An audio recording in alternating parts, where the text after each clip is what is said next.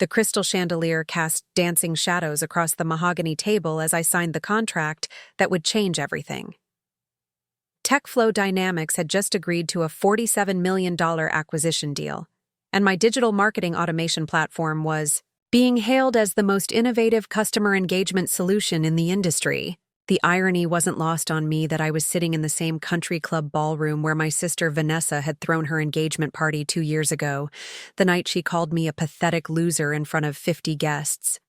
I'd love to know which corner of the globe you're watching from.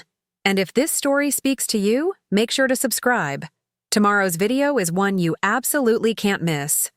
That evening had been the lowest point of my life, when my own family had written me off as a failure who would never amount to anything.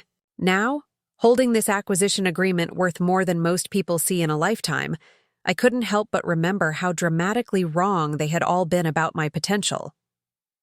My name is Jasmine Chen, and I've always been the type of person who sees opportunities where others see obstacles. Growing up in Portland, Oregon, I was the daughter of 2 hardworking immigrants who had built their small chain of electronics repair shops from nothing. My parents, David and Linda Chen, had taught me that success came from solving real problems, for real people, not from taking the safe path that everyone expected you to follow. The idea for my first company, ConnectStream Solutions, had come to me during my senior year at Oregon State University while studying computer science. I was working part-time at a local coffee shop and watching the owner struggle with customer retention. Despite serving excellent coffee and having a prime location, new customers would visit once or twice and then disappear. The owner had no system for staying connected with customers, no way to understand their preferences, and no method for encouraging return visits. That's when I realized the massive gap in the market for affordable, intelligent customer engagement, tools designed specifically for small businesses. Most existing solutions were either too expensive for small operators or too complex for non-technical business owners to implement effectively.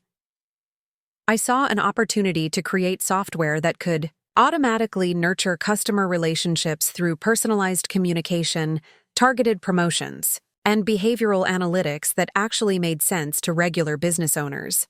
I spent my final semester developing the initial prototype for ConnectStream, working 18-hour days in the computer lab while my classmates were focused on landing corporate jobs at established tech companies. My professors thought I was crazy for turning down internship offers from major firms like Intel and Nike, both of which had strong presences in Portland. They couldn't understand why I would risk my future on an unproven business idea when I had guaranteed opportunities with industry leaders. But I had seen something they hadn't. During my research phase, I had interviewed over 200 small business owners across Portland, Salem, and Eugene. The pattern was unmistakable. These entrepreneurs were losing customers not because their products or services were inferior, but because they lacked the tools to maintain meaningful relationships with their customer base. They were competing against larger companies that had sophisticated marketing automation systems, but they couldn't afford the same technology or hire the specialists needed to implement it effectively. ConnectStream was designed to level that playing field. My platform would use artificial intelligence to analyze customer behavior patterns and automatically create personalized engagement campaigns that felt authentic rather than robotic. Small business owners could set up the system in under an hour and start seeing results within days, not months. The technology would learn from each interaction, becoming more effective over time without requiring constant manual adjustments. The validation came quickly once I launched the beta version. The coffee shop owner who had inspired the idea saw a 35% increase in repeat customers within the first month. A local bookstore increased their email engagement rates by over 60%, while driving significant growth in their events attendance. A family-owned restaurant filled their slow Tuesday nights consistently for the first time in years. The results were concrete and measurable, proving that my vision for democratizing customer engagement technology was more than just academic theory. Word spread through Portland's tight-knit small business community faster than I had anticipated. Business owners were referring ConnectStream to their networks, and I started receiving inquiries from entrepreneurs in other Oregon cities who had heard about the results we were delivering.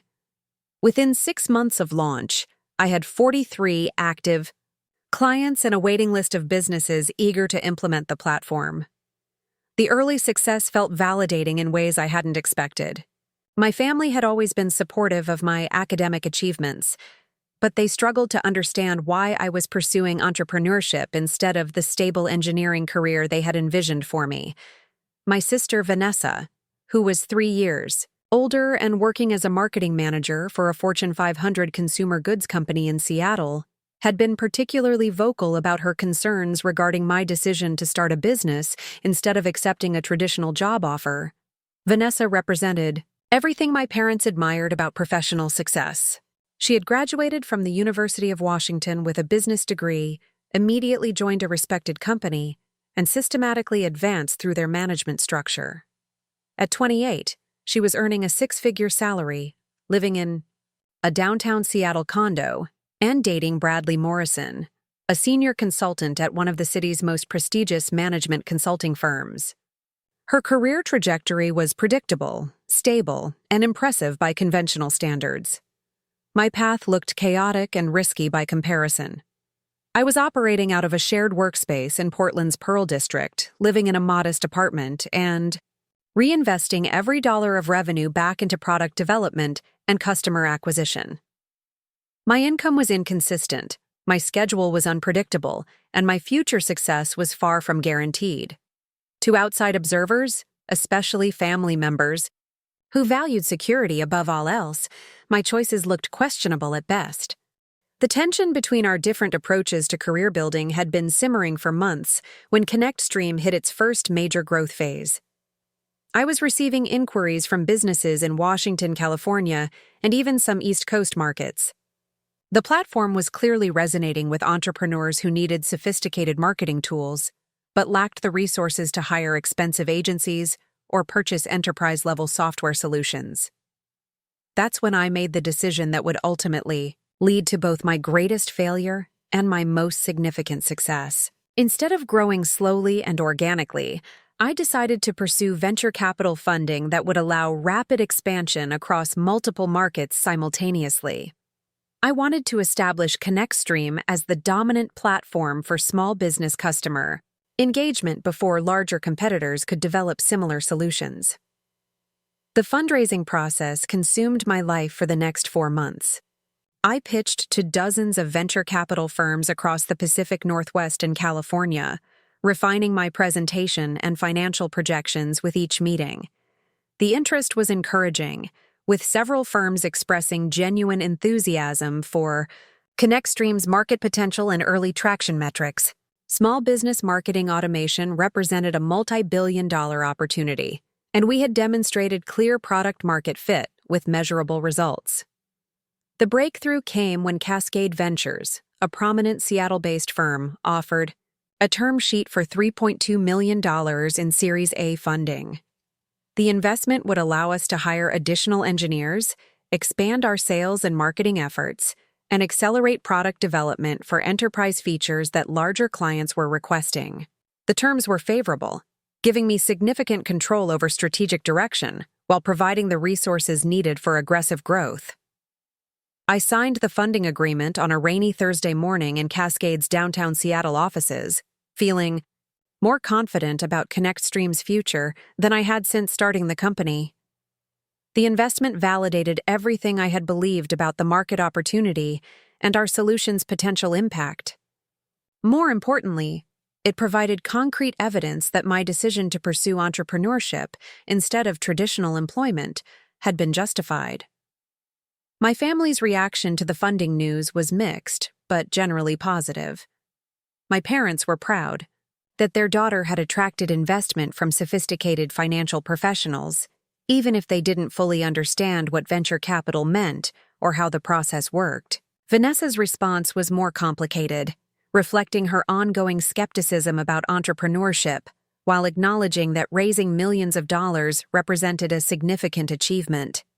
The funding announcement generated local media coverage that positioned ConnectStream as one of Portland's most promising young technology companies. Business journals featured articles about our growth trajectory and market potential. Industry publications highlighted our innovative approach to small business marketing automation. The attention was flattering and helped attract additional clients who wanted to work with a platform that was clearly gaining momentum in the market. With $3.2 million in the bank and a growing team of talented engineers and marketing professionals, I felt ready to execute the expansion plan that would establish ConnectStream as a national leader in small business technology solutions. We moved into a proper office space in Portland's tech corridor, hired our first dedicated sales representatives, and began developing enterprise features that would allow us to serve larger clients with more complex needs. The hiring process was exhilarating as I assembled a team of people who shared my vision for democratizing marketing technology. Our lead engineer, Marcus Thompson, had previously worked at several successful startups and brought expertise in scaling platforms for rapid user growth. Our head of sales, Jennifer Walsh, had built customer acquisition systems for companies serving similar markets and understood how to communicate ConnectStream's value proposition effectively to skeptical business owners. The expanded team allowed us to accelerate product development while maintaining the high-quality customer service that had driven our early success. We were adding new features monthly, responding to client feedback with improvements that made the platform more powerful and easier to use. Client retention rates remained strong, and our Net Promoter Score consistently ranked above industry benchmarks for customer satisfaction. Everything seemed to be progressing exactly as planned when we received an inquiry that would change ConnectStream's trajectory completely. Global Reach Enterprises, a national franchise company with over 2,000 locations, had heard about our platform through industry connections and wanted to explore implementing ConnectStream across their entire network. The potential contract was worth over $2 million annually and would instantly establish us as a major player in the enterprise market. The Global Reach opportunity represented everything I had dreamed about when starting ConnectStream. We would be helping thousands of franchise owners improve their customer engagement while proving that our platform could scale to serve major corporate clients. The success would validate our technology architecture, demonstrate our market potential to additional enterprise prospects, and generate the revenue needed to accelerate our national expansion plans. The contract negotiation process took 3 months and required developing custom features specifically for Global Reach's complex franchise structure. We needed to create multi-location reporting systems, franchise-specific branding capabilities, and integration protocols that would work with their existing operational software. The technical challenges were significant, but my team was confident that we could deliver everything Global Reach required within their implementation timeline. A lot of love and effort went into bringing this story to life. If you're enjoying it, we'd be so grateful if you'd subscribe to our channel. Now, back to where we left off. I signed the Global Reach contract on a Friday afternoon in December, exactly 18 months after launching ConnectStream's first beta version. The deal represented the largest software contract in our company's history and positioned us for explosive growth in the enterprise market. The annual recurring revenue would fund continued product development, additional hiring, and marketing campaigns that could attract similar enterprise clients. That weekend, I called Vanessa to share the news about the Global Reach deal and invite her to ConnectStream's holiday party, where we would be celebrating the contract and our team's achievements. Her response was enthusiastic and genuinely congratulatory, though I could detect underlying surprise that my risky entrepreneurial venture was achieving such significant milestones. She promised to attend the party and bring Bradley, who was interested in learning more about the technology startup ecosystem. The holiday party took place at a trendy venue in Portland's Pearl District, with our entire team and several key clients in attendance. The atmosphere was celebratory as we reflected on ConnectStream's rapid growth and discussed plans for the upcoming year. Multiple clients spoke about the measurable impact our platform had delivered for their businesses, and several venture capital partners attended to meet our team and discuss future funding rounds. Standing in that room, surrounded by employees who believed in our mission and clients who were achieving real results with our technology, I felt more confident about ConnectStream's future than ever before. The Global Reach implementation would begin in January, followed by a marketing campaign designed to attract additional enterprise clients. We had built something meaningful that was solving real problems for real businesses, and the market was responding with enthusiasm and investment. That sense of confidence would prove to be dangerously premature. Within 6 weeks, everything would start unraveling in ways that would test every assumption I had made about business, technology, and my own capabilities as an entrepreneur. The first sign that something was wrong came on a Tuesday morning in January when Marcus burst into my office without knocking, his laptop clutched against his chest and his face drained of color. The Global Reach implementation had been running for exactly 17 days, and everything had seemed to be proceeding smoothly according to our project dashboard. 2,000 franchise locations were successfully onboarded. Engagement metrics were tracking positively, and their corporate team had expressed satisfaction with our initial results. But Marcus had discovered something that would shatter that illusion completely. During his routine system monitoring, he had noticed unusual patterns in our server load balancing that suggested our platform was struggling to handle the massive data processing requirements of Global Reach's network. What appeared to be smooth operation on the surface was actually our infrastructure operating at 97% capacity, teetering on the edge of complete system failure. The technical explanation was complex, but the implications were devastatingly simple. ConnectStream had been designed to serve small businesses with relatively modest data processing needs. Even our enterprise features had been developed with companies that might have 10 or 20 locations, not the 2,000 sites that Global Reach operated across North America. Our artificial intelligence algorithms were consuming exponentially more computational resources than our projections had anticipated, and our database architecture was buckling under the weight of processing millions of customer interactions simultaneously. Marcus had run multiple diagnostic tests throughout the night, hoping to find solutions that could stabilize our system without requiring fundamental architectural changes. His analysis revealed that we needed to completely rebuild our core infrastructure to handle enterprise-scale operations, a process that would take months and require hiring specialized engineers with experience in large-scale distributed systems.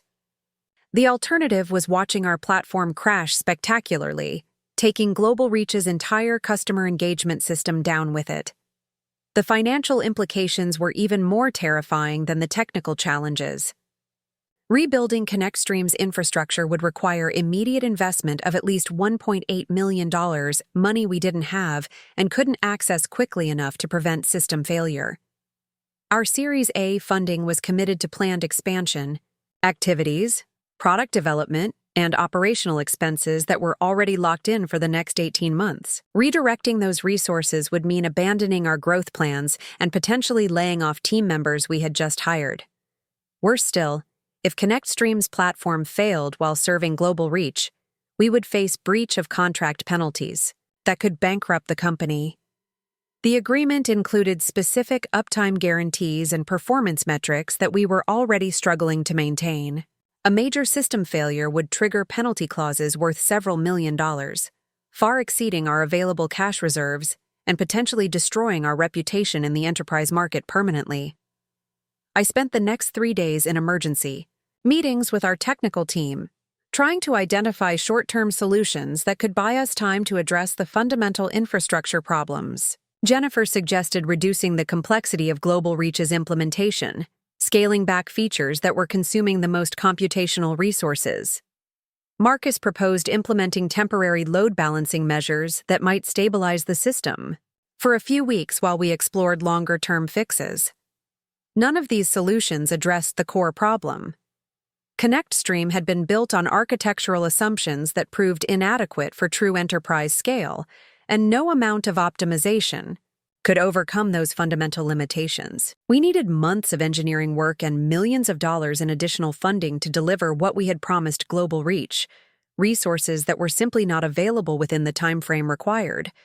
The conversation I had been dreading finally came on Friday afternoon when Patricia Williams, Global Reach's Chief Technology Officer, called to discuss concerning performance metrics their internal monitoring had detected. Her tone was professional, but clearly concerned as she outlined slowdowns in customer data processing, delays in automated campaign deployments, and inconsistencies in reporting accuracy that their franchise owners were beginning to notice. Patricia's technical background meant she understood exactly what these symptoms indicated about our platform's underlying health.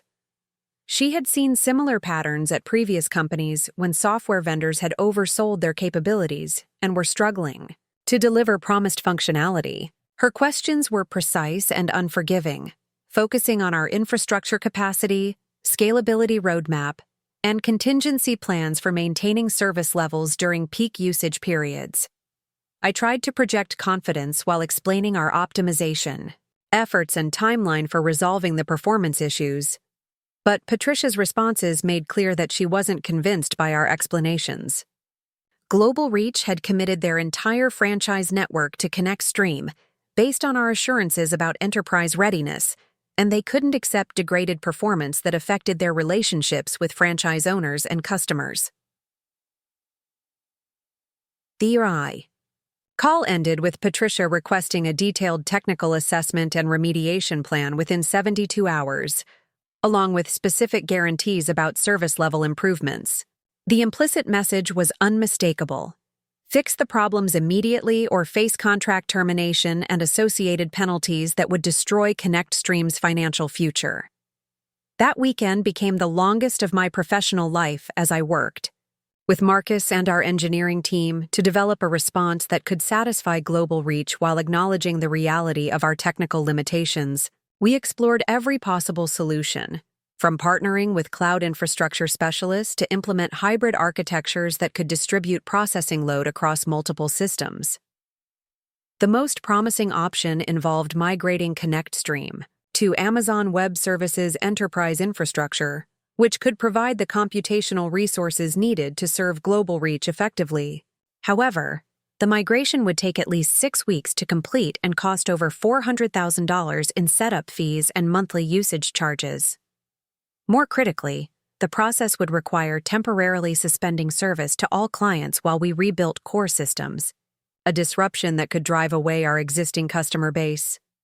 Marcus presented our findings to Patricia during a conference call on Monday morning, outlining the migration plan and requesting a 6-week service suspension to complete the infrastructure overhaul. The silence that followed his presentation lasted nearly 30 seconds, an eternity in a high-stakes business conversation. When Patricia finally responded, her voice carried the kind of controlled anger that preceded devastating corporate decisions. Global Reach had based their entire customer engagement strategy for the next year on ConnectStream's availability and performance. They had trained franchise owners on our platform, integrated our APIs with their operational systems, and marketed improved customer service capabilities to their end customers. A 6-week suspension would undermine all of those initiatives, while exposing them to competitive disadvantages in markets where customer engagement was crucial for franchise success. Patricia's response was swift and final. Global Reach was terminating their contract with ConnectStream effective immediately, citing our failure to deliver promised functionality and reliability. They would be transitioning to a competitor's platform that could provide enterprise-grade service without requiring service suspensions or infrastructure rebuilding. The termination triggered penalty clauses totaling $2.3 million, due within 30 days according to the agreement I had signed so confidently just 6 weeks earlier. The phone call ended with Patricia expressing disappointment that a promising technology company had oversold its capabilities to such a degree. Her final comment stung worse than the financial penalties. ConnectStream had demonstrated why established enterprises preferred working with proven vendors rather than taking risks on innovative startups that couldn't deliver on their promises. The immediate aftermath of losing Global Reach felt like watching my company disintegrate in slow motion. The $2.3 million penalty exceeded our available cash reserves by over $1.2 million, creating an immediate liquidity crisis that threatened our ability to meet payroll and operational expenses. Our Series A investors had to be notified about the contract termination and associated financial exposure, conversations that were as humiliating as they were legally required. Jennifer scheduled emergency meetings with our existing clients to assess whether ConnectStream's platform was experiencing similar performance issues at smaller scales. The news was mixed but generally concerning. Several clients reported slower response times and occasional system glitches that suggested our infrastructure problems extended beyond the global reach implementation. Small businesses were more tolerant of occasional technical issues than enterprise clients, but their patience wasn't unlimited. The technical team worked frantically to implement short-term fixes that could stabilize our platform for existing clients while we figured out how to address the broader infrastructure crisis. Marcus coordinated with our hosting provider to add temporary server capacity, though the additional costs were straining our already precarious financial position. Every day of operation was consuming resources we couldn't afford while generating revenue that wouldn't be sufficient to cover our mounting obligations. The venture capital firm that had invested in ConnectStream requested detailed financial projections and technical assessments to understand the scope of our problems and potential solutions. These meetings were exercises in managing expectations while acknowledging the severity of our situation. Cascade Ventures had invested based on our demonstrated ability to serve small business clients and our plans for enterprise expansion, not our capacity to rebuild fundamental infrastructure while managing existential financial pressures. The conversations with investors revealed how completely I had underestimated the complexity of scaling technology platforms for enterprise clients. Building software that worked well for dozens of small businesses was entirely different from creating systems that could handle millions of simultaneous users across thousands of locations. The technical expertise required for enterprise infrastructure was specialized and expensive, requiring engineering talent that commanded premium salaries and stock options that diluted existing shareholders. More fundamentally, I had made strategic decisions based on optimistic assumptions about our technical capabilities rather than conservative assessments of what we could actually deliver. The Global Reach contract had seemed like validation of ConnectStream's potential, but it was actually evidence of my inexperience in evaluating complex technical requirements and associated implementation risks.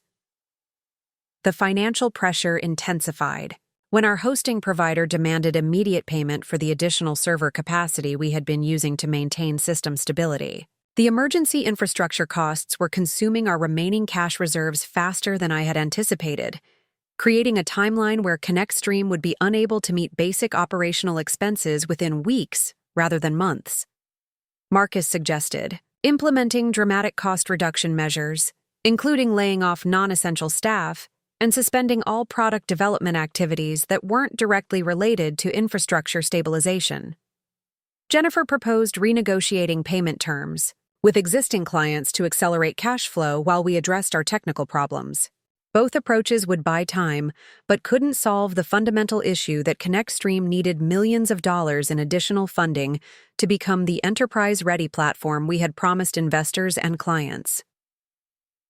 The most painful realization was that all of our early success with small business clients had been built on technical shortcuts that worked adequately at limited scale, but failed catastrophically when stress-tested by enterprise requirements. Our artificial intelligence algorithms, database architecture, and user interface design had all been optimized for simplicity and rapid deployment, rather than the reliability and scalability that sophisticated clients demanded. 3 weeks after losing the Global Reach contract, I received a call from Bradley Morrison, Vanessa's fiancé, who had heard through business networks about ConnectStream's difficulties. His consulting firm specialized in helping technology companies navigate operational crises, and he was offering to provide strategic advice about managing our current situation. The irony of needing help from my sister's boyfriend, someone who had previously questioned my decision to pursue entrepreneurship, was not lost on me. Bradley's assessment was brutally honest and professionally devastating. ConnectStream had classic symptoms of a company that had scaled prematurely without building adequate foundational infrastructure. The global reach failure was a predictable outcome given our technical limitations, and our current financial position made recovery extremely difficult without significant additional investment or dramatic operational restructuring. His recommendation was stark. ConnectStream should consider shutting down operations voluntarily before accumulating additional debt that could follow me personally for years. The company could potentially be sold for enough money to cover outstanding obligations while preserving some value for investors, but continuing operations would likely result in complete financial collapse that benefited no one. The conversation with Bradley crystallized everything I had been trying to avoid acknowledging about ConnectStream's situation. We weren't experiencing temporary setbacks that could be overcome with determination and hard work. We had fundamental business model problems that required resources and expertise far beyond our current capabilities. My dream of democratizing marketing technology for small businesses had collided with the harsh realities of enterprise software, development, and venture capital expectations. That night, I sat in my apartment looking out at Portland's skyline and contemplating the end of everything I had worked to build over the past 2 years. ConnectStream had started with such promise, solving real problems for real businesses and attracting investment from sophisticated professionals who believed in our potential. Now it was collapsing under the weight of my own inexperience and overconfidence, threatening to destroy not just my company, but my personal financial future and professional reputation. The worst part was knowing that Vanessa had been right to question my decision to pursue entrepreneurship instead of accepting stable employment with established companies. Her conventional career path was looking increasingly wise compared to the chaos and uncertainty that had become my daily reality. Soon, I would have to face my family and explain how everything had gone so wrong so quickly, admitting that their concerns about entrepreneurial risk had been entirely justified. The invitation arrived on cream-colored cardstock with elegant gold, embossing that screamed expensive taste and perfect planning. Vanessa and Bradley Morrison cordially invited family and friends to celebrate their engagement at the Cascade Country Club on Saturday evening, March 15th. Cocktails at 6, dinner at 7, dancing to follow. The venue was the same exclusive club where Portland's business elite held their charity galas and corporate events, the kind of place that required membership fees exceeding most people's annual salaries. I stared at the invitation for several minutes, knowing I couldn't possibly attend while simultaneously understanding that absence would create even more family drama than my presence. ConnectStream had officially declared bankruptcy 3 weeks earlier, and the legal proceedings were consuming whatever emotional energy I had left after laying off my entire team and liquidating company assets to partially satisfy creditor claims.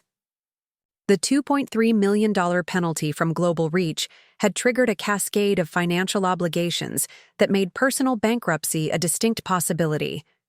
But this was Vanessa's engagement party, the celebration of her relationship with Bradley Morrison, the man whose consulting firm had delivered the strategic assessment that convinced me to shut down ConnectStream voluntarily rather than accumulating additional debt. Attending would mean facing 50 guests who knew about my business failure, while pretending to be happy about my sister's success with someone who had essentially delivered my professional death sentence. The week leading up to the party was filled with increasingly desperate attempts to find consulting work that could provide basic income while I figured out longer-term career options. My resume looked impressive on paper, with a computer science degree from Oregon State and experience building a venture-funded technology company, but the catastrophic failure of ConnectStream overshadowed everything positive I had accomplished. Potential employers questioned my judgment in accepting the Global Reach contract and my technical competence in building scalable software platforms. The consulting opportunities that materialized were depressing reminders of how far my professional standing had fallen. Small businesses offered part-time projects helping with basic website updates and social media management, work that paid hourly rates barely above minimum wage and required none of the strategic thinking or technical expertise I had developed during my entrepreneurial years. The contrast with my previous role as CEO of a venture-funded startup was humiliating and financially devastating. My parents had been supportive throughout ConnectStream's collapse, offering both emotional encouragement and practical assistance with legal fees and basic living expenses. But I could see the worry in their eyes during family dinners, the way they carefully avoided asking about my job search or financial situation. They had invested their own money in my company during the early stages, funds that were now completely lost along with everything else I had built over 2 years of intensive work. The electronics repair shops that had provided my parents with their comfortable, middle-class lifestyle were facing their own challenges as smartphones became increasingly difficult to repair economically, and customers opted for replacement rather than fixing damaged devices. David and Linda were considering selling their business within the next few years, which made my financial dependence on them even more troubling. I was supposed to be the daughter with the advanced education and technology expertise, not the one requiring ongoing support during my 30s. The day of Vanessa's engagement party arrived with typical Pacific Northwest spring weather, a mixture of sunshine and intermittent rain that matched my emotional state perfectly. I spent an hour choosing an outfit that would look appropriately celebratory while hiding the fact that I was wearing the same dress I had purchased for ConnectStream's holiday party 4 months earlier. The irony of wearing success clothing to an event where I would be confronted with my complete professional failure wasn't lost on me. The Cascade Country Club occupied several acres of pristine landscape overlooking the Columbia River, with manicured gardens and panoramic views that justified its reputation as Portland's most exclusive venue. Walking through the main entrance, I was immediately reminded of the stark contrast between my current circumstances and the affluent environment where my sister was celebrating her engagement to one of the city's rising young executives. The cocktail reception was already underway when I arrived, with guests clustered around high-top tables discussing careers, travel plans, and real estate investments with the casual confidence of people whose financial futures were secure. I recognized several faces from previous family gatherings, along with Bradley's colleagues from his consulting firm and Vanessa's friends from her corporate marketing career. Everyone looked successful, settled, and completely comfortable in the elegant surroundings. Vanessa appeared radiant in a designer cocktail dress that probably cost more than I had spent on clothing in the past 6 months. Her engagement ring caught the light from the crystal chandeliers as she moved gracefully between guest groups, accepting congratulations and sharing details about wedding planning with an enthusiasm that felt genuine and infectious. Bradley stood beside her wearing a perfectly tailored suit, looking every inch the successful professional who could provide the stability and security that my parents valued so highly. The first hour of the party passed without incident, as I managed to blend into conversations about neutral topics like travel and local restaurants. Several guests asked polite questions about my work, inquiries I deflected with vague references to consulting projects and technology development. Most people seemed satisfied with these non-answers, either too polite to press for details or simply not interested enough in my career to pursue deeper explanations. The trouble started when Bradley's father, Robert Morrison, approached me near the bar with questions about my business background. Robert was a semi-retired executive who had built a successful manufacturing company and sold it to a Fortune 500 corporation for what industry publications had reported as over $200 million. His questions about ConnectStream were informed and specific, suggesting he had done research about technology startups and venture capital funding in the Portland market. Robert's inquiry began innocently enough, asking about the current state of the local startup ecosystem and opportunities for innovative companies to attract investment. But his questions quickly became more pointed as he demonstrated knowledge about ConnectStream's funding announcement and subsequent closure. He wanted to understand what had gone wrong with a company that had seemed so promising based on media coverage and investor enthusiasm. I found myself explaining the technical challenges that had led to ConnectStream's collapse while trying to maintain composure in front of other guests who were beginning to listen to our conversation. Robert's questions revealed a deep understanding of enterprise software development and the complexities of scaling technology platforms, making it impossible to provide simplified explanations that might have satisfied less knowledgeable listeners. These sigh. Conversation attracted attention from other party guests, including several of Bradley's consulting colleagues who were curious about startup failures and lessons learned from entrepreneurial ventures. What had started as a private discussion was becoming an impromptu case study of how promising technology companies could collapse spectacularly when founders lacked adequate experience and resources. Bradley himself joined the conversation, adding details about ConnectStream's business model and technical architecture that he had learned during his strategic assessment. His explanation was accurate and professionally delivered, but it emphasized every mistake I had made and every warning sign I had ignored during the company's rapid expansion phase. He wasn't being deliberately cruel, but his analysis was devastating in its thoroughness and clarity. The circle of listeners grew larger as more guests became interested in hearing about a real-world startup failure from the founder who had lived through the experience. Several people asked questions about venture capital due diligence processes and how investors evaluated technical risk in early-stage companies. Others wanted to understand how enterprise clients assessed vendor capabilities and what ConnectStream could have done differently to avoid the catastrophic contract failure. Answered their questions as honestly as possible while internally experiencing the humiliation of having my professional incompetence dissected in front of my sister's engagement party guests. Every response reinforced how badly I had misjudged market requirements, technical complexity, and my own capabilities as an entrepreneur. The conversation had become educational for the listeners, but personally devastating for me as the cautionary tale being analyzed. Vanessa had been circulating among other guests during this extended discussion, but she approached our group just as Bradley was explaining how ConnectStream's infrastructure problems had been predictable given our rapid scaling timeline and limited technical resources. Her expression suggested she had been listening from nearby and was not pleased with how much attention my business failure was receiving at her engagement celebration.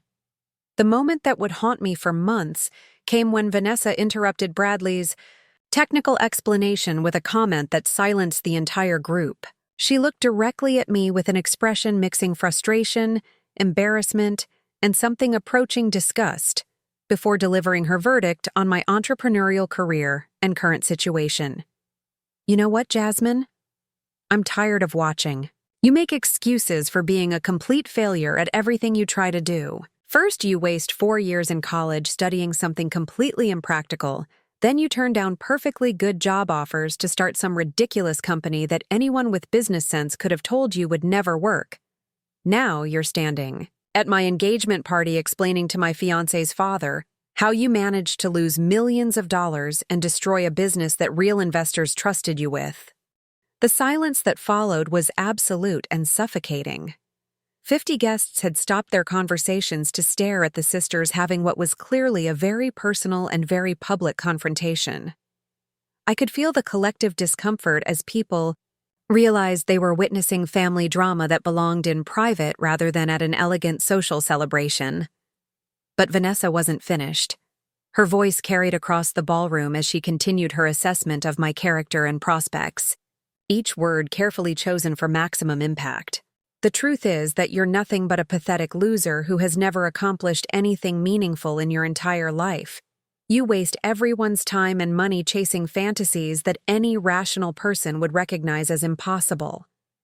And the worst part is that you keep making excuses and blaming external factors, instead of accepting that you simply don't have what it takes to succeed at anything challenging.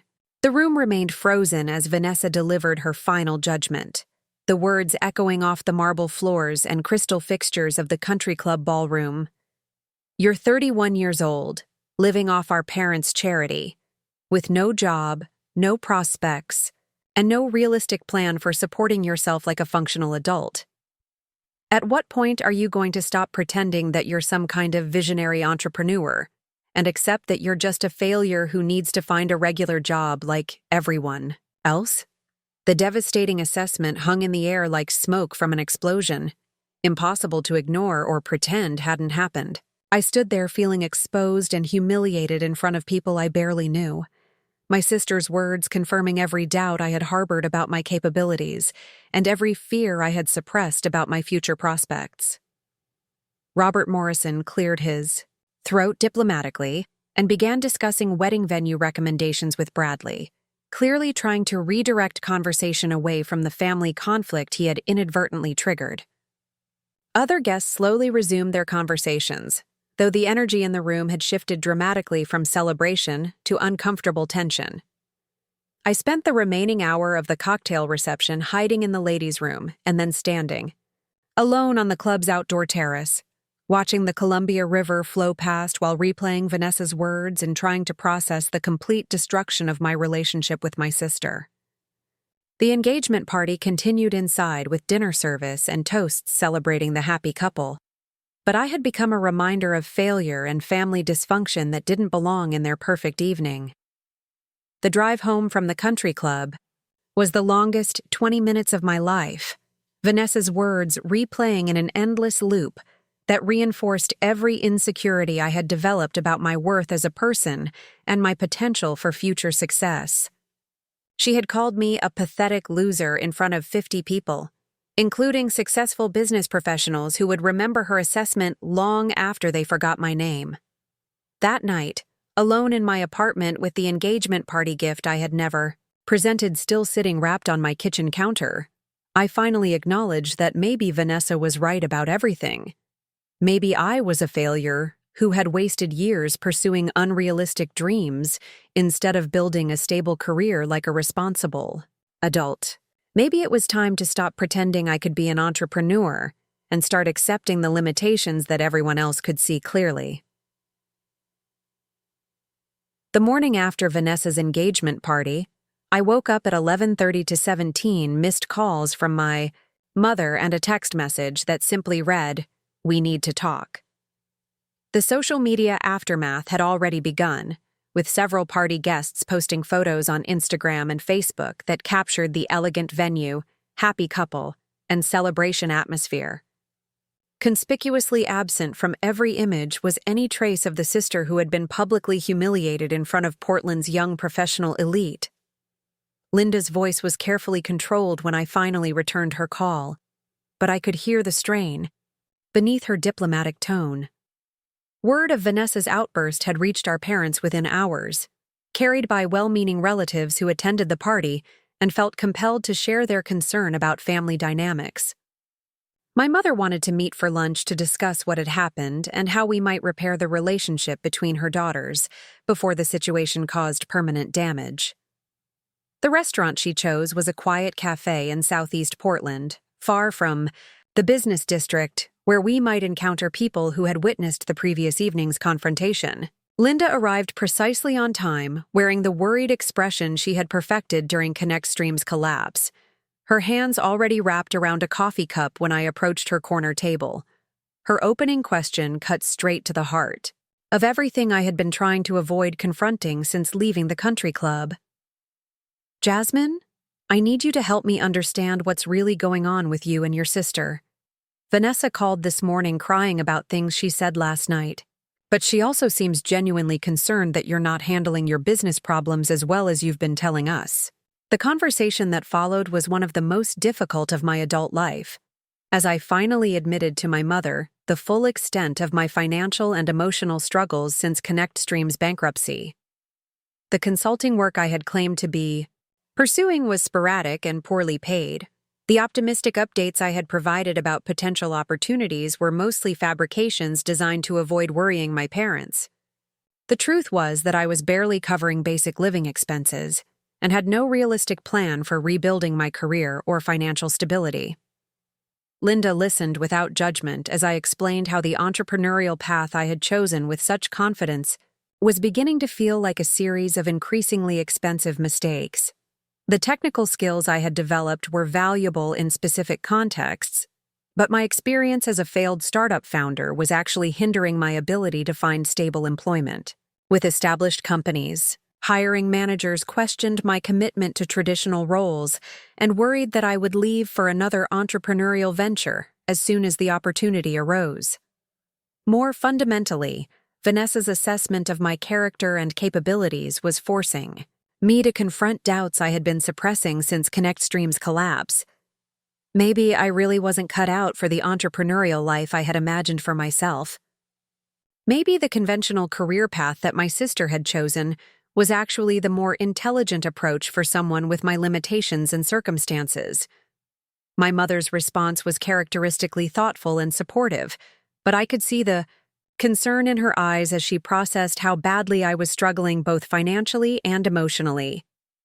The daughter who had seemed so confident and determined during college was clearly experiencing a crisis that extended far beyond temporary business setbacks.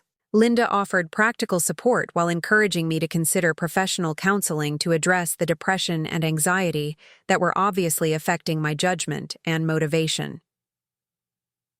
The weeks following that conversation blurred together in a haze of rejected job applications, awkward networking events, and increasingly desperate attempts to find meaningful work.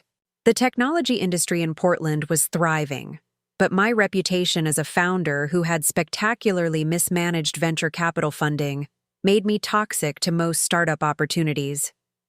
Established companies offered entry-level positions that required abandoning any pretense of using my entrepreneurial experience as a career asset. The most demoralizing interview was with TechLogic Solutions, a mid-sized software company that developed inventory management systems for retail chains. The hiring manager, a woman named Carol Peterson who had followed ConnectStream's story in local business publications, spent 30 minutes questioning my technical decisions and business judgment with the barely concealed skepticism of someone evaluating a known flight risk. Carol's questions revealed how thoroughly my professional reputation had been damaged by ConnectStream's public failure. She wanted assurances that I wouldn't attempt to recruit other employees for future entrepreneurial ventures or share proprietary information with competitors. The position she described involved routine database maintenance and customer support, tasks that would utilize almost none of the strategic thinking or product development skills I had spent years developing. The salary offer was less than half of what I had been paying ConnectStream's junior engineers, and the work environment felt like professional purgatory designed to convince me that entrepreneurship had been a temporary delusion, rather than a legitimate career path. I accepted the position because I needed income and health insurance, but every day at TechLogic reinforced how far I had fallen from my previous role as a technology company founder. My colleagues at TechLogic were competent professionals who took satisfaction in maintaining stable systems and serving established clients, but their conversations about weekend plans and retirement savings highlighted how different their priorities were from the innovation-focused mindset that had driven my entrepreneurial years. I tried to find meaning in the work while suppressing constant reminders that I was capable of much more challenging and impactful projects. Social isolation was almost as difficult as professional stagnation. Vanessa and I hadn't spoken since the engagement party, and family gatherings became exercises in diplomatic conversation that carefully avoided mentioning career topics or future plans. My former ConnectStream employees had moved on to new opportunities, and the Portland startup community felt unwelcoming to someone who had become a cautionary tale about venture capital mismanagement. The few entrepreneurial friends who still maintained contact treated me with the kind of sympathetic distance normally reserved for people recovering from serious illnesses.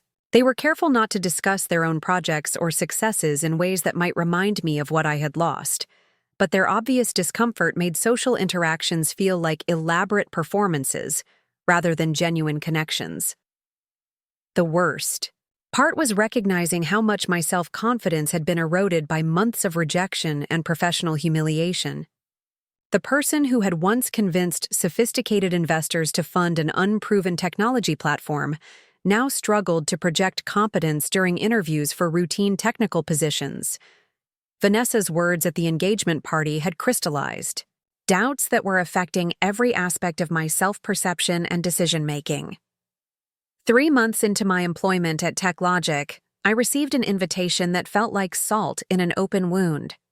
Oregon State University was hosting an alumni networking event focused on entrepreneurship and innovation, featuring successful graduates who had built technology companies in the Pacific Northwest.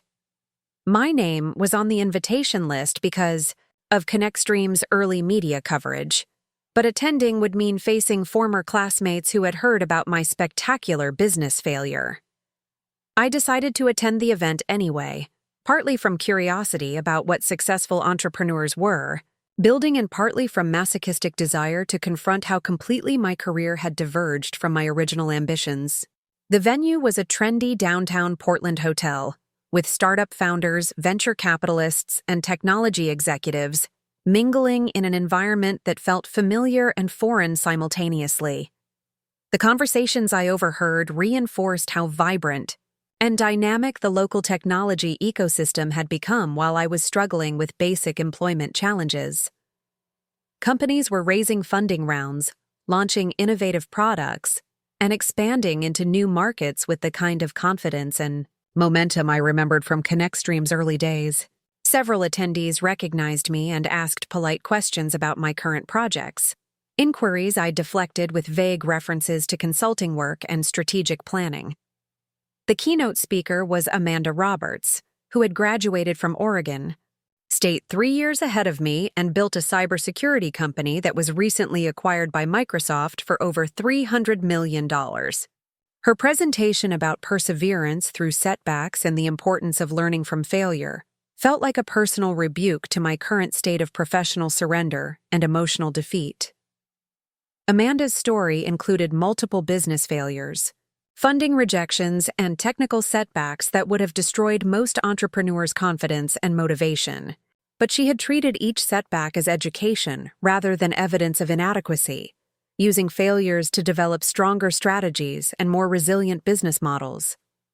Her message about viewing entrepreneurial challenges as temporary obstacles rather than permanent limitations was exactly what I needed to hear, but found almost impossible to internalize given my current circumstances. During the networking portion of the event, I found myself standing alone near the hotel's floor-to-ceiling windows, watching Portland's downtown bustle while feeling completely disconnected from the energy and optimism surrounding me. The technology entrepreneurs in that room were building solutions to real problems while I was processing routine database updates for retail inventory systems. The contrast felt like a measurement of how far I had fallen from my original potential and ambitions. The conversation that would begin to change everything started when Dr. Michael Chen approached me near those windows with questions about my experience in customer engagement technology. Dr. Chen was a computer science professor at Portland State University who specialized in artificial intelligence applications for business automation. He had followed ConnectStream's development and was curious about the technical challenges we had encountered during our enterprise scaling attempts. Unlike the superficial networking conversations I had been having all evening, Dr. Chen's questions demonstrated genuine interest in the engineering problems rather than the business failure narrative that had defined my professional identity for months. He wanted to understand how machine learning algorithms performed under different data processing loads and what architectural approaches might have prevented the infrastructure problems that destroyed our global reach implementation. The technical discussion felt like returning to a language I hadn't spoken in months, engaging parts of my brain that had been dormant during my routine work at TechLogic. Dr. Chen's questions reminded me that ConnectStream's collapse hadn't negated everything. I had learned about artificial intelligence, software development, and technology platform design. The experience had been professionally devastating, but also educationally valuable in ways I hadn't fully appreciated. As our conversation continued, Dr. Chen mentioned a research project he was developing in collaboration with the university's business school. They were exploring artificial intelligence applications for supply chain optimization, focusing specifically on predictive analytics that could help manufacturers reduce waste and improve efficiency. The project needed someone with real-world experience in machine learning implementation who could bridge the gap between academic research and practical business applications. The research position he described wouldn't provide the income or prestige of a traditional corporate role, but it would allow me to work on challenging technical problems while contributing to meaningful academic research. More importantly, it would represent a path back toward the kind of innovative work that had originally motivated my interest in entrepreneurship, even if the context was academic rather than commercial. Dr. Chen's offer felt like the first genuine opportunity I had encountered since ConnectStream's collapse, a chance to use my technical skills and entrepreneurial experience in productive ways rather than treating them as liabilities that hindered my employability. The project would require rebuilding confidence in my analytical capabilities while working with academic researchers who valued innovation over conventional career trajectories. That night, I drove home from the networking event feeling something I hadn't experienced in months, a sense of possibility that extended beyond mere survival and basic employment. The conversation with Dr. Chen had reminded me that failure didn't have to define my capabilities or limit my future contributions to meaningful projects. Vanessa's assessment of my character and prospects had felt definitive at the engagement party, but maybe it was just one perspective rather than an objective evaluation of my potential. The email I sent to Dr. Chen the following morning represented the first proactive career decision I had made since accepting the position at TechLogic. I was ready to explore whether my entrepreneurial experience could be transformed into academic value, rather than treated as evidence of professional incompetence. The research project might not lead to commercial success or financial security, but it offered something more important, a chance to rediscover confidence in my abilities and purpose in my work. 2 weeks later, I submitted my resignation to TechLogic and accepted Dr. Chen's research position, beginning a journey that would ultimately prove Vanessa's engagement party prediction spectacularly wrong. The Portland State University campus felt like entering a different world after months of corporate cubicles and routine database maintenance. Dr. Chen's research lab occupied the entire third floor of the computer science building, with whiteboards covered in algorithmic equations and workstations, running complex simulations that pushed processing power to its limits. The energy was electric, filled with graduate students and research associates who approached technical challenges with the same passionate intensity I remembered from ConnectStream's early days. My first week involved getting oriented to the supply chain optimization project that would become the foundation for everything that followed. The research focused on developing artificial intelligence systems that could predict and prevent inefficiencies in manufacturing operations, particularly in the automotive and electronics industries, where small improvements could save millions of dollars while reducing environmental waste. The technical challenges were fascinating and complex, requiring machine learning algorithms that could process vast amounts of real-time data from factory sensors, supplier databases, and quality control systems. Unlike ConnectStream's customer engagement platform, this project demanded understanding of physical manufacturing processes, inventory dynamics, and supply chain logistics that operated across multiple countries and regulatory frameworks. Dr. Chen paired me with Rebecca Martinez, a brilliant graduate student pursuing her PhD in artificial intelligence with a focus on industrial applications. Rebecca had the theoretical knowledge and research methodology expertise that complemented my practical experience building scalable software platforms. Together, we began developing predictive models that could identify potential supply chain disruptions before they affected production schedules or product quality. The academic environment allowed for deeper exploration of technical problems than I had experienced during my entrepreneurial years. Instead of rushing to market with minimally viable solutions, we could spend weeks optimizing algorithms and testing edge cases that commercial development timelines rarely accommodated. The luxury of thorough investigation and iterative improvement felt like rediscovering my love for solving complex problems through elegant technical solutions. Our initial research focused on a mid-sized electronics manufacturer in Hillsborough that produced components for medical devices and aerospace applications. The company had agreed to provide historical production data and real-time sensor information in exchange for insights that could improve their operational efficiency. The partnership gave us access to genuine industrial data while allowing the manufacturer to evaluate cutting-edge research without committing to expensive consulting contracts. The patterns we discovered in their data were immediately striking. Manufacturing inefficiencies followed predictable cycles related to supplier delivery schedules, seasonal demand fluctuations, and even weather patterns that affected transportation logistics. More importantly, most of these inefficiencies could be prevented with advance warning and proactive adjustments to production planning and inventory management. Rebecca and I developed algorithms that could predict potential bottlenecks 3 to 4 weeks before they would typically manifest in production delays or quality problems. The system analyzed thousands of variables simultaneously, identifying correlations that human operators missed and recommending specific interventions that could maintain optimal efficiency levels.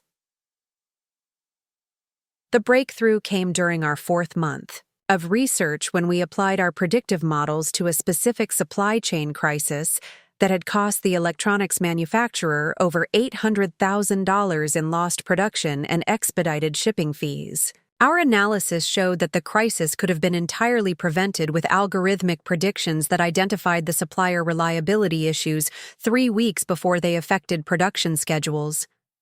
Dr. Chen was impressed enough with our results to arrange a presentation for the university's Technology Transfer Office, which evaluated research projects for potential commercial applications. The presentation went exceptionally well, with technology transfer specialists immediately recognizing the market potential for supply chain optimization software that could deliver measurable cost savings for manufacturing companies. The university's enthusiasm for our research led to discussions about patent applications and licensing opportunities that could transform academic work into commercial value. Unlike my experience with ConnectStream, this development process was methodical and well-supported, with institutional resources dedicated to helping researchers navigate the transition from laboratory innovation to market-ready solutions. During this period, I began receiving recognition within the academic community for the practical insights I brought to theoretical research. Several conferences invited me to present papers about applying entrepreneurial experience to university-industry collaboration. The presentations allowed me to reframe ConnectStream's failure as valuable learning that informed more sophisticated approaches to technology development and market validation. The most significant opportunity emerged when Dr. Chen received a call from Dataflow Industries, a Fortune 500 technology company that specialized in enterprise software solutions for manufacturing and logistics. Dataflow's Chief Technology Officer, Catherine Walsh, had heard about our supply chain research through industry networks and wanted to explore potential partnerships that could accelerate commercial development of our algorithms. The meeting with Dataflow took place in their downtown Seattle headquarters, a gleaming tower that housed over 3,000 engineers and product managers working on software solutions for major industrial clients. Catherine's team included specialists in machine learning, supply chain management, and enterprise software deployment, who understood both the technical complexity and market opportunity represented by our research. Catherine's questions during our presentation were sophisticated and encouraging, focusing on scalability potential and integration requirements rather than fundamental viability concerns. Dataflow served manufacturing clients across multiple industries and geographic regions, giving them insight into supply chain challenges that extended far beyond our initial research scope. They were particularly interested in our predictive accuracy rates and the measurable cost savings our algorithms had delivered during pilot implementations. The partnership discussion that followed our presentation was unlike anything I had experienced during ConnectStream's venture capital fundraising. Dataflow approached our research as proven technology that needed commercial development rather than experimental concepts requiring validation. They had resources, expertise, and established client relationships that could accelerate market penetration, while providing the technical infrastructure needed for enterprise-scale deployments. Rebecca and I spent 2 weeks in Seattle working with Dataflow's engineering teams to adapt our algorithms for their existing software platform. The collaboration was professionally exhilarating, combining our research innovations with enterprise-grade development practices that could support implementations across hundreds of manufacturing facilities simultaneously. The technical integration process revealed how much I had learned from ConnectStream's infrastructure problems. This time, I insisted on conservative scalability assumptions and extensive stress testing before committing to performance guarantees that could create unrealistic expectations. Dataflow's engineering managers appreciated my caution and shared stories about other promising technologies that had failed during enterprise deployment due to inadequate technical preparation. 6 months after joining Dr. Chen's research project, we signed a licensing agreement with Dataflow that would provide ongoing royalties for the university while giving me equity participation in the commercial development process. The deal structure was complex but fair, recognizing both the academic institution's research investment and my practical contributions to algorithm development and market validation. The licensing announcement generated significant media coverage in both academic and business publications, highlighting how university-industry partnerships could transform theoretical research into practical solutions for real-world problems. Several articles mentioned my background as a startup founder who had applied entrepreneurial experience to academic research, reframing my previous business failure as valuable preparation for more sophisticated technology development. The positive media attention felt surreal after months of being treated as a cautionary tale about entrepreneurial overreach and poor business judgment. Industry publications that had covered ConnectStream's collapse now featured articles about innovative approaches to supply chain optimization and the value of combining academic rigor with commercial experience. More importantly, the success began attracting interest from other companies and research institutions that wanted to explore similar collaborations. Manufacturing firms reached out about potential pilot projects. Academic colleagues invited me to speak at conferences about technology transfer and applied research. The narrative was shifting from failure to comeback in ways that exceeded my most optimistic expectations. The financial impact was equally transformative. The Dataflow licensing deal provided immediate income that exceeded my TechLogic salary, while offering equity participation that could generate substantial long-term returns if the commercial development succeeded.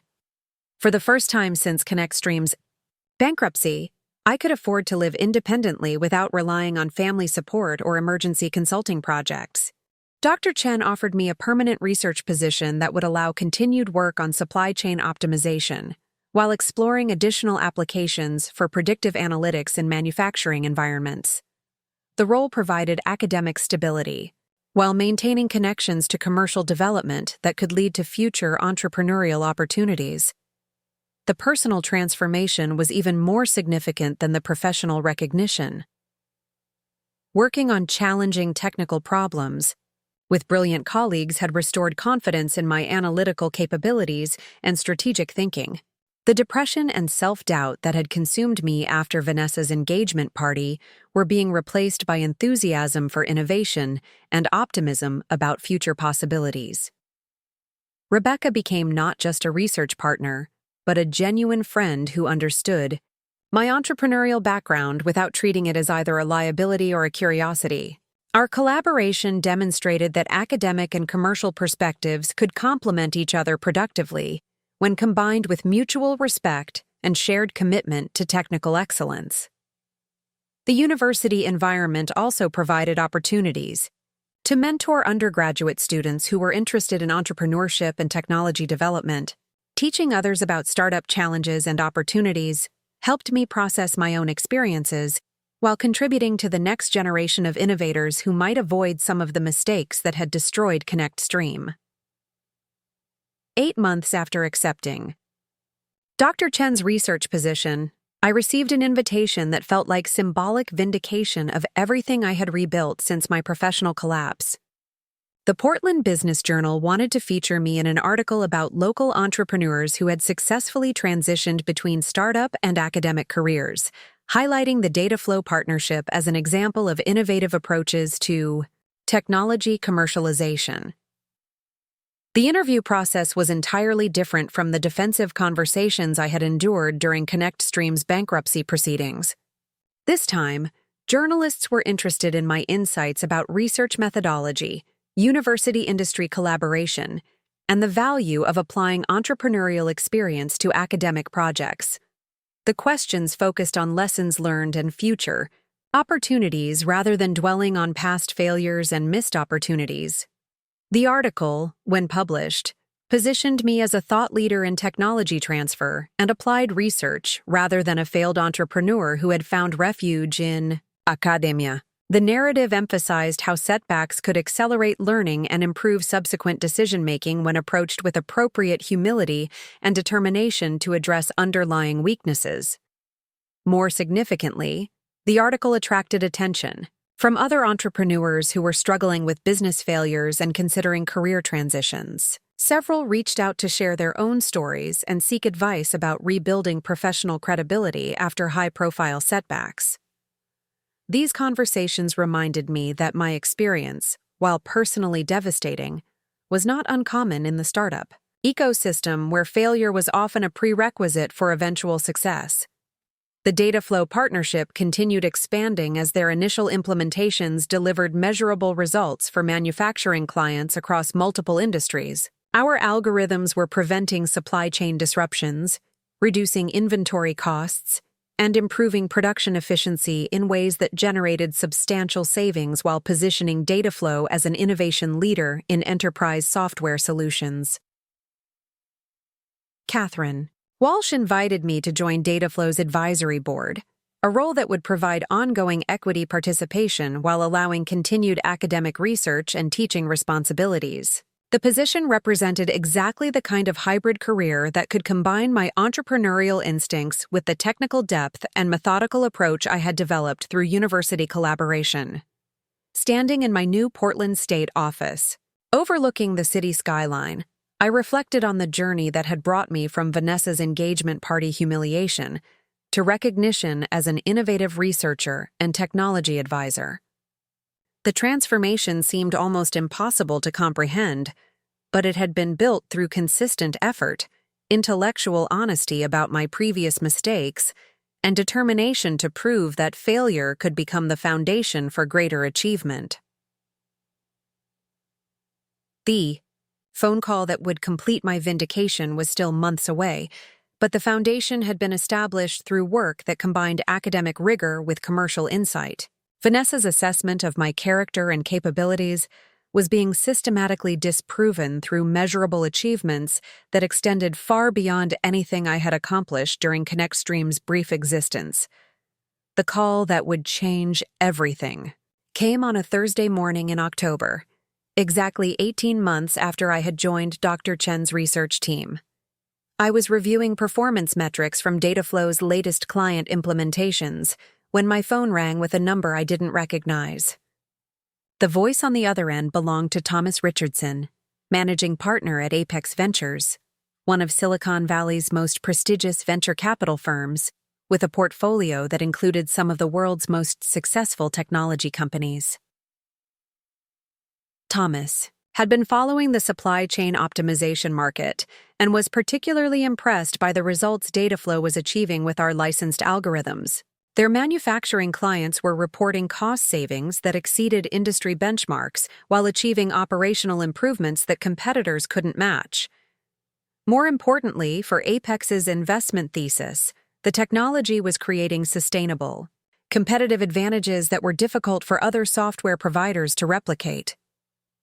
The conversation that followed was unlike any venture capital discussion I had experienced during ConnectStream's fundraising efforts. Thomas wasn't questioning whether our technology worked or whether market demand existed. He was proposing that we spin off the supply chain optimization platform into an independent company that could serve clients across multiple industries, while expanding into predictive analytics applications beyond manufacturing. The opportunity he outlined was staggering in its scope and potential impact.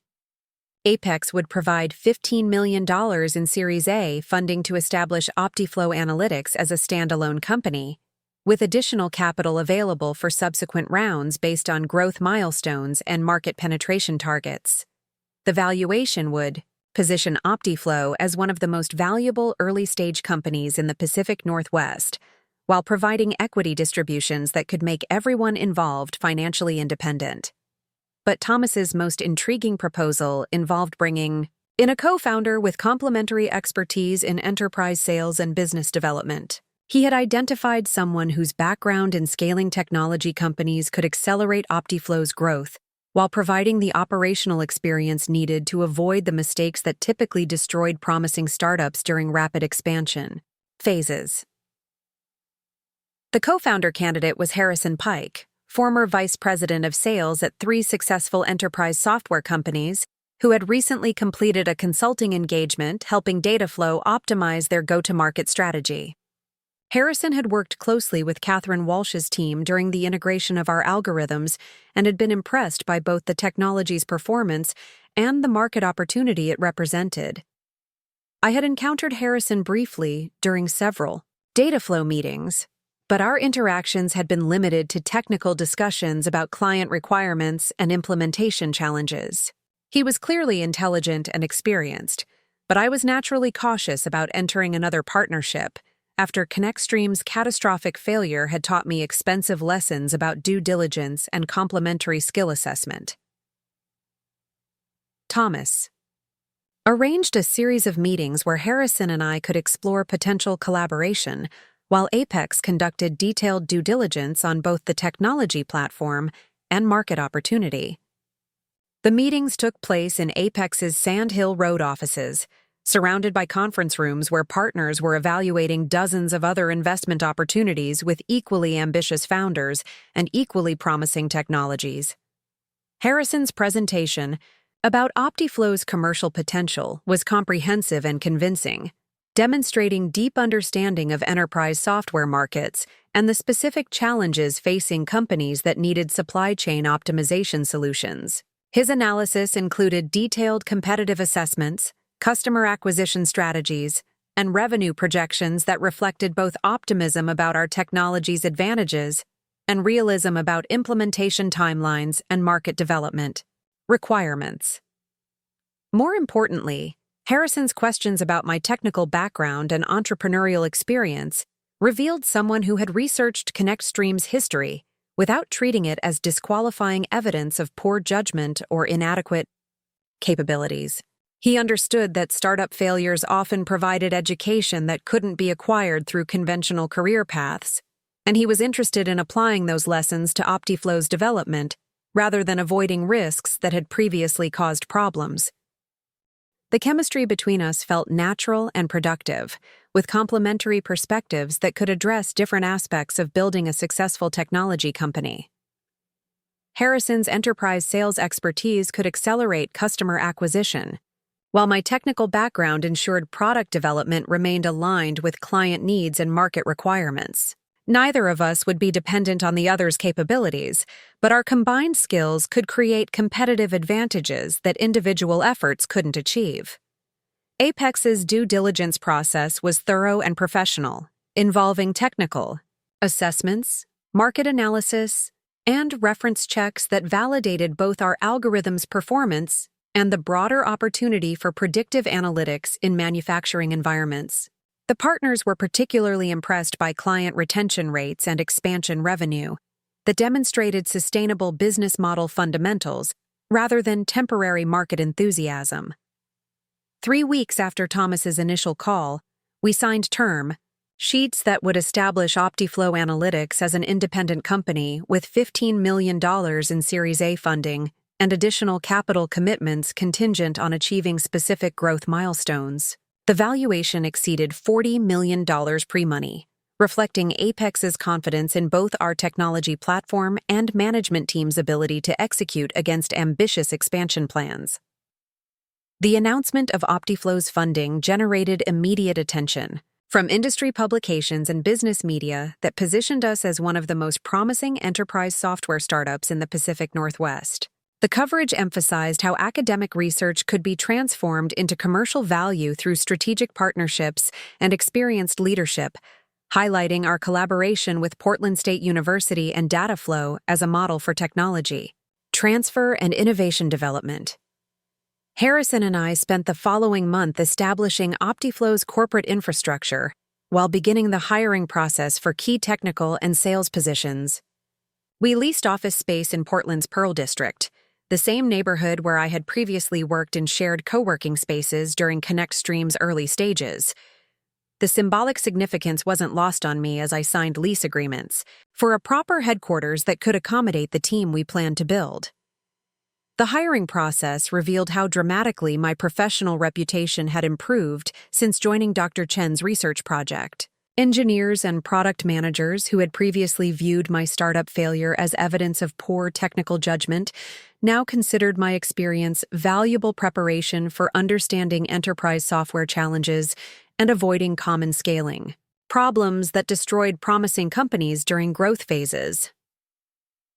Our first major hire was Elena Rodriguez, a brilliant systems architect who had previously worked at Amazon Web Services designing infrastructure for large-scale data processing applications. Elena's expertise in distributed computing and machine learning deployment would ensure OptiFlow's platform could handle enterprise clients without experiencing the technical problems that had destroyed ConnectStream's relationship with global reach. Harrison recruited Sarah Kim as head of sales, bringing experience from successful enterprise software companies that served manufacturing and logistics clients. Sarah's industry connections and proven track record with complex B2B sales cycles would accelerate customer acquisition while ensuring our pricing and positioning strategies reflected market realities rather than optimistic assumptions about client behavior and budget allocation.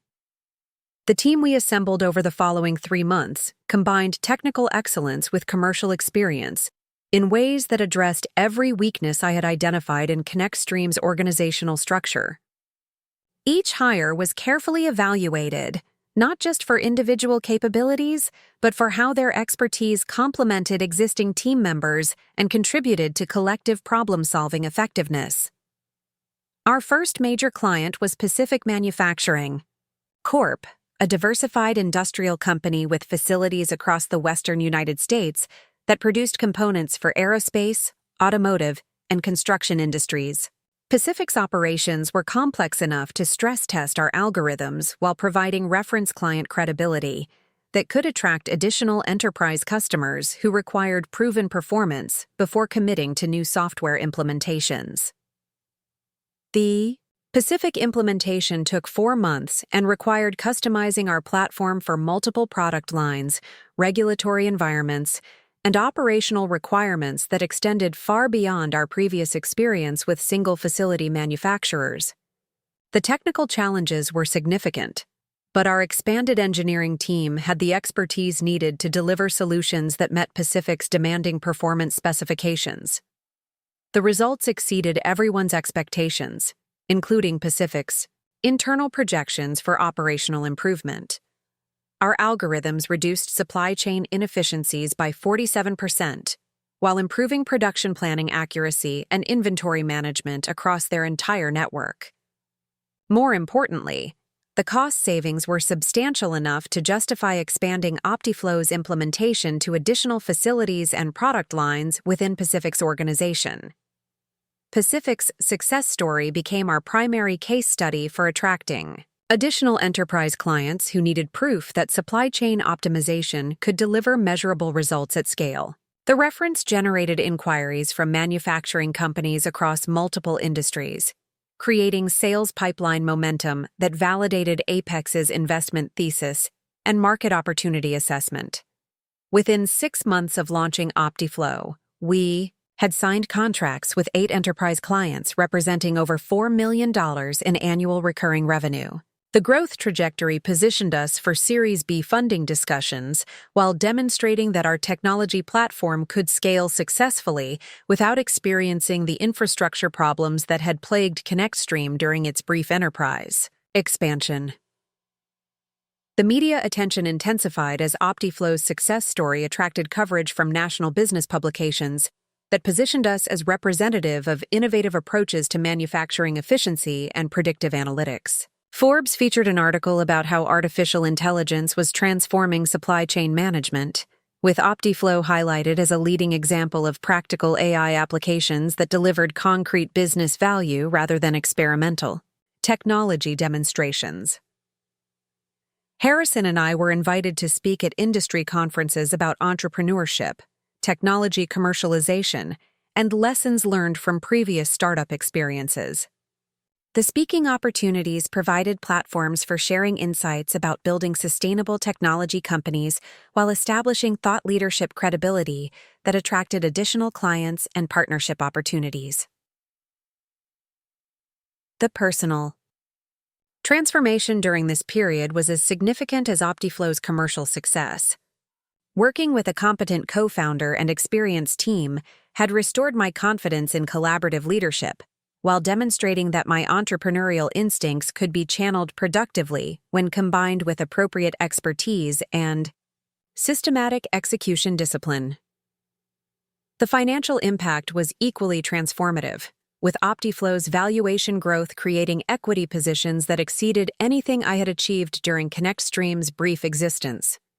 More importantly, the success was built on sustainable fundamentals rather than optimistic projections about unproven market opportunities, providing confidence that future growth would be based on demonstrated capabilities rather than speculative potential. Dr. Chen and the Portland State research team maintained advisory relationships with OptiFlow while continuing their academic work on advanced predictive analytics applications. The ongoing collaboration ensured our platform remained at the forefront of technical innovation, while providing university researchers with commercial insights that informed future projects and technology transfer opportunities.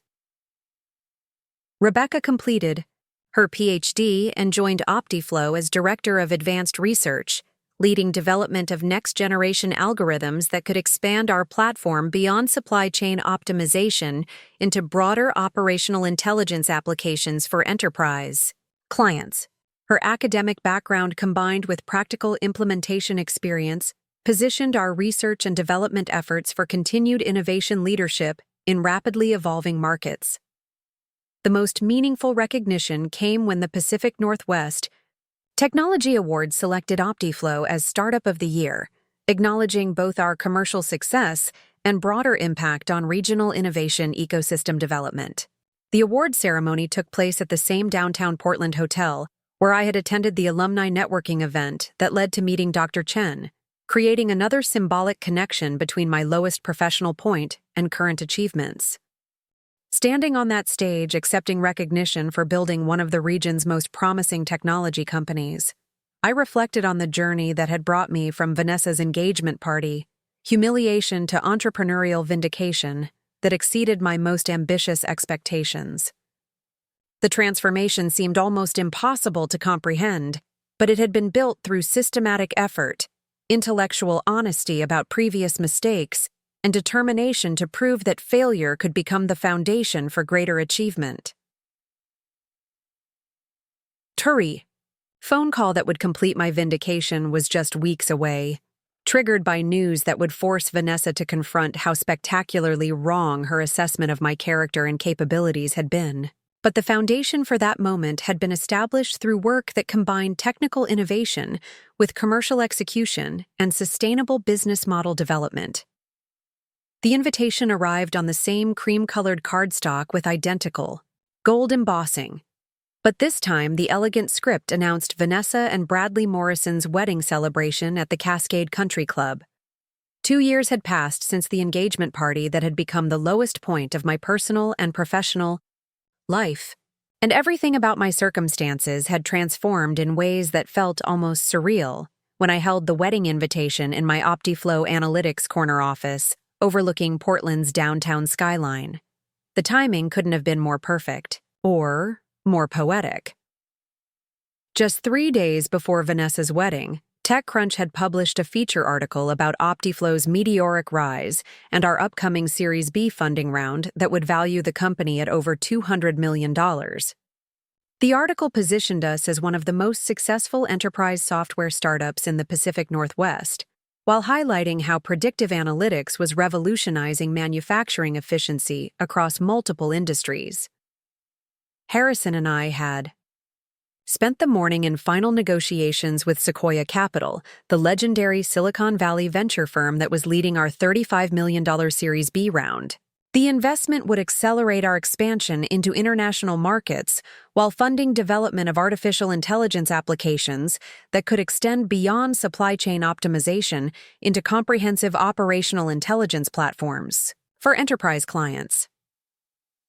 The Sequoia partnership represented validation from investors who had funded some of the world's most successful technology companies, including Google, Apple, and dozens of other industry leaders that had redefined entire market categories. Their due diligence process had been exhaustive, and their investment committee had unanimously approved our funding proposal, recognizing OptiFlow as exactly the kind of innovation-driven company that could achieve sustained competitive advantages in rapidly growing markets. The media coverage following the Series B announcement had been exceptional, with major business publications featuring OptiFlow as representative of how academic research could be transformed into commercial value through strategic partnerships and experienced leadership. Several articles specifically mentioned my background as a startup founder who had applied lessons learned from previous setbacks to build a more sophisticated and resilient technology company. The personal transformation was even more dramatic than OptiFlow's commercial success. I was no longer the bankrupt entrepreneur who had been publicly humiliated at her sister's engagement party. I was the co-founder and chief technology officer of a company that was changing how manufacturing companies approached operational efficiency while generating substantial returns for investors, employees, and academic research partners. The decision to attend Vanessa's wedding had been complicated and emotionally charged, involving long conversations with my parents about family dynamics and professional recognition that had fundamentally altered relationships between their daughters. Linda and David were obviously proud of what I had achieved with OptiFlow, but they were also concerned about potential tension between Vanessa and me during what should be a celebration of her marriage to Bradley.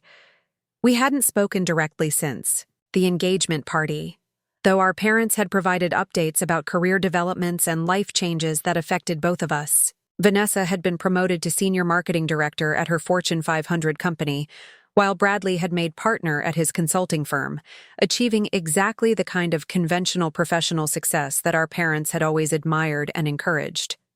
But the narrative about success and stability had shifted dramatically since that devastating confrontation 2 years earlier. My risky entrepreneurial path was generating recognition and financial returns that exceeded anything achievable through traditional corporate advancement, while my impractical technology expertise was being validated by sophisticated investors and enterprise clients who understood market value and competitive positioning. The morning of Vanessa's wedding, I dressed carefully in a designer suit that projected confidence and success without appearing ostentatious or inappropriate for someone else's celebration. The contrast with my emotional state during the engagement party was striking, as I prepared to attend a family event where I would be surrounded by many of the same people who had witnessed my public humiliation 24 months earlier. Harrison offered to accompany me to the wedding as both moral support and tangible evidence of the professional partnerships I had developed since OptiFlow's launch. His presence would demonstrate that my current success was built on collaborative relationships with experienced business leaders rather than solo efforts that might be dismissed as temporary luck or market timing advantages. The Cascade Country Club looked exactly as I remembered from the engagement party, with manicured gardens and panoramic views that justified its reputation as Portland's most exclusive venue. But my perspective on the elegant surroundings had changed completely as I walked through the main entrance feeling confident and accomplished, rather than defensive and humiliated. The pre-ceremony cocktail reception was already underway when Harrison and I arrived, with guests clustered around the same high-top tables where I had endured uncomfortable conversations about ConnectStream's spectacular failure during the engagement party. This time, several people approached me with congratulations about OptiFlow's recent media coverage and questions about our expansion plans and investment opportunities. The transformation in how people interacted with me was immediately apparent and professionally validating. Instead of awkward sympathy or polite deflection of career topics, guests expressed genuine interest in our technology platform and admiration for the rapid growth we had achieved in highly competitive markets.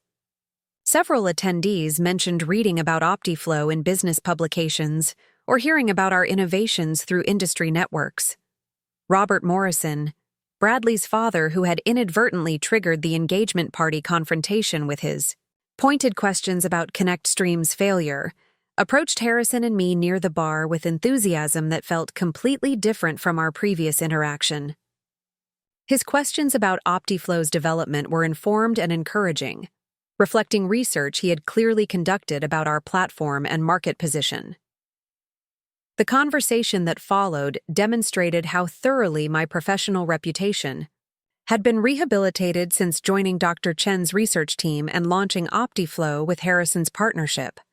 Robert's manufacturing company was actually considering implementing supply chain optimization solutions, and he wanted to understand how our algorithms compared to competitive offerings from larger software providers. Harrison's explanation of OptiFlow's competitive advantages was professional and compelling, highlighting technical capabilities and client results that positioned us favorably against established enterprise software companies with substantially larger development resources and sales organizations. His presentation attracted attention from other party guests who were curious about innovative technology solutions and entrepreneurial success stories. The gathering crowd around our conversation included several of Bradley's consulting colleagues who remembered the engagement party discussion about startup failures and entrepreneurial risk management. This time, they were asking questions about investment opportunities, partnership possibilities, and lessons learned about building successful technology companies in competitive markets. The most striking difference was how the conversation focused on OptiFlow's achievements and future potential, rather than dwelling on ConnectStream's collapse and personal failures that had dominated the engagement party discussion. The narrative had shifted from cautionary tale about entrepreneurial overreach to inspiring examples of how setbacks could be transformed into foundations for greater success. Vanessa appeared radiant in her wedding dress, moving gracefully between guest groups and accepting congratulations with the same enthusiasm I remembered from the engagement party. But there was something different in her expression when she glanced toward the conversation cluster surrounding Harrison and me, a mixture of curiosity and what might have been uncertainty about how to interact with the sister she had publicly dismissed as a pathetic loser 2 years earlier. The wedding ceremony was beautiful and traditional, taking place in the country club's garden pavilion with views of the Columbia River, providing a scenic backdrop for vows and ring exchanges. I found myself genuinely happy for Vanessa and Bradley as they celebrated their commitment to building a life together, despite the complicated history between us that remained unresolved. The reception dinner provided opportunities for more extended conversations about OptiFlow's development and future plans, as guests who had heard about our success through media coverage or business networks wanted to understand how we had achieved such rapid growth in competitive markets. Several people mentioned specific articles they had read or conference presentations they had attended where our innovations were highlighted. The validation felt complete and professionally satisfying, representing recognition from the same social and business community that had witnessed my humiliation during the engagement party. The transformation seemed almost impossible to comprehend, but it had been built through systematic effort, technical innovation, and strategic partnerships that addressed every weakness I had identified in ConnectStream's organizational structure and business model. The moment that would provide ultimate vindication came during the reception's open bar period, when Vanessa finally approached Harrison and me at our table near the dance floor. Her expression was complex, carrying acknowledgement of everything that had changed since her devastating assessment of my character and capabilities during the engagement party. The conversation that followed was awkward and emotionally charged, as Vanessa struggled to reconcile the successful entrepreneur receiving congratulations from Portland's business community with the failed sister she had publicly criticized for pursuing unrealistic dreams instead of accepting conventional employment. Her opening comment was carefully diplomatic, but clearly uncomfortable. "Jasmine, I've been reading about your company in the business journals. It sounds like you've been building something quite impressive since we last talked." The understatement was so dramatic that it bordered on absurd, but I appreciated that she was making an effort to acknowledge OptiFlow's success, despite the obvious difficulty of admitting how completely wrong her previous assessment had been. Her voice carried genuine surprise mixed with what might have been grudging respect for achievements that exceeded anything she had thought possible. Harrison's presence during this conversation was particularly meaningful, as his evident respect for my technical expertise and business judgment provided tangible evidence that sophisticated professionals valued my capabilities, rather than viewing them as evidence of poor decision-making or unrealistic expectations about entrepreneurial potential. The breakthrough moment came when Vanessa directly acknowledged that her engagement party comments had been inappropriate and hurtful, regardless of whether they had reflected legitimate concerns about my career, trajectory, and financial stability at the time. Her apology was genuine and specific, accepting responsibility for the public humiliation, while expressing admiration for the resilience and determination I had demonstrated in rebuilding my professional reputation. But the conversation was interrupted by an arrival that would make the evening's vindication complete and dramatically perfect. Dr. Chen appeared in the reception hall, accompanied by Catherine Walsh from Dataflow Industries and Thomas Richardson from Apex Ventures, all of whom had come to celebrate OptiFlow's success and discuss strategic opportunities that could accelerate our next phase of growth and market expansion. Their entrance created an immediate stir among wedding guests who recognized Catherine and Thomas as prominent figures in the technology industry. Several people approached our group with questions about venture capital trends, enterprise software opportunities, and the broader Pacific Northwest innovation ecosystem that was attracting national attention from investors and media organizations. The presence of such distinguished business leaders at a family wedding provided unmistakable evidence of the professional relationships and industry credibility I had developed since OptiFlow's launch. These weren't casual acquaintances or superficial networking contacts, but serious partners and advisors whose reputations were built on identifying and supporting exceptional technology companies. Catherine's announcement that Dataflow was expanding their partnership with OptiFlow to include international market development created another wave of interest from wedding guests who understood the significance of such strategic relationships for technology company growth and competitive positioning.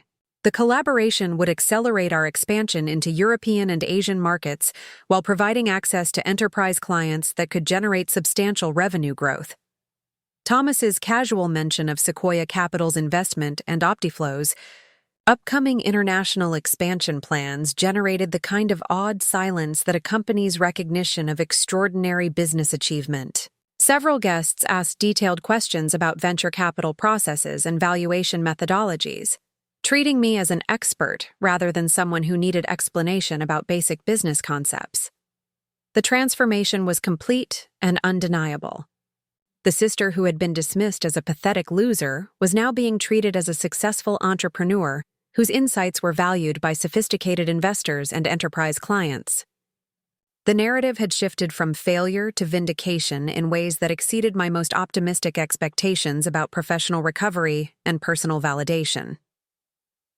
Vanessa stood speechless as the conversation continued around our table, clearly processing how dramatically her assessment of my capabilities had been proven wrong. The silence wasn't uncomfortable this time, but rather reflective, as she absorbed the reality of everything I had achieved while she had been advancing through conventional corporate structures. The evening concluded with toasts celebrating Vanessa and Bradley's marriage, but also acknowledging the entrepreneurial success that had emerged from academic research and strategic partnerships. Several guests mentioned Optiflow's achievements during their remarks, positioning my professional vindication as worthy of celebration alongside the wedding festivities. Walking out of the Cascade Country Club that evening, surrounded by business partners and industry leaders who respected my technical expertise and entrepreneurial judgment, I reflected on the complete transformation that had occurred since the engagement party humiliation. Vanessa's prediction about my inability to recover from business failure had been more than simply wrong. It had been spectacularly, definitively, and publicly disproven. The pathetic loser had become the successful entrepreneur whose innovations were changing how manufacturing companies approached operational efficiency. The sister who would never amount to anything was now building a technology platform that could achieve sustained competitive advantages in global markets worth billions of dollars.